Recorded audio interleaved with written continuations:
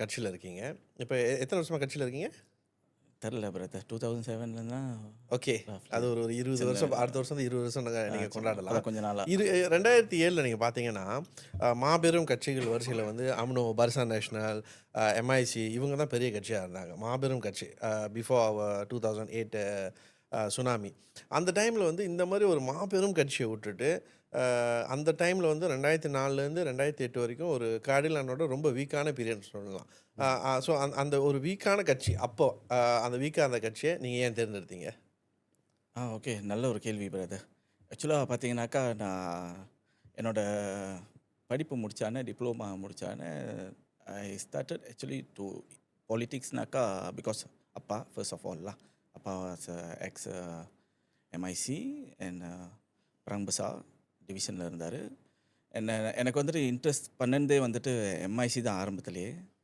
அப்போ 2004ல் அந்த டைமில் வந்துட்டு ரொம்ப ஃபாலோ பண்ணுவேன் என்ன செஞ்சிட்ருக்காங்கன்றது. அந்த டைமில் இருக்கிற போது சில விஷயங்கள் நான் பார்த்துக்கிட்டே இருக்க போது எனக்கு வந்துட்டு நான் ஸ்டில் வந்துட்டு என்ன பார்த்தேன்னாக்கா, லைக் அந்த அன்வாரோட விஷயம் வந்துட்டு எனக்கு வந்து 98ஓட வந்துட்டு என்னோட நேபர் மூலிமா வந்துட்டு அவர் வீட்டோட போர்ச்சில் வந்துட்டு ஹீடோ அன்வான்னு போட்டிருந்தாரு. ஸோ அந்த அந்த கேள்வி வந்து எனக்கு உறுத்திக்கிட்டே இருந்துச்சு. ஸோ அந்த கேள்வி வந்து எங்கள் அப்பாட்ட கேட்குறப்ப எங்கள் அப்பா சொன்னார், அவரை வந்துட்டு இந்த மாதிரி ஜாலியம் பண்ணிட்டாங்க. ஸோ இந்த மாதிரி இஷ்யூலாம் சொன்னார். ஸோ அப்போ நான் வந்துட்டு எம்ஐசி ஸ்டில் ஃபாலோ பண்ணி அப்போ வந்துட்டு இவரையும் பார்க்க ஆரம்பிச்சிட்டேன்.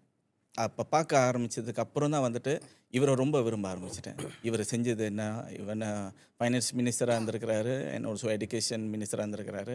ஸோ அப்புறம் அவர் யூத்தில் இருந்திருக்கிறாரு. ஸோ அந்த இதில் அவரோட ஜேர்னி பார்க்க போது ஸோ அதுலேருந்து அவர் ஃபாலோ பண்ணி அண்ட் தென் ஃபாலோவாக யூஸ் எவ்ரி இந்தியன் நியூஸ்லாம் அந்த ஹிண்ட்ராஃப்னு ஒரு இது வேவ் வர ஆரம்பிச்சதில் ஸோ அப்போ தான் வந்துட்டு ரொம்ப டீட்டெயிலாக தெரிஞ்சிச்சு நம்ம நல்லா வச்சு செஞ்சுக்கிட்டு இருந்தாங்க ஒரு கட்சின்ட்டு.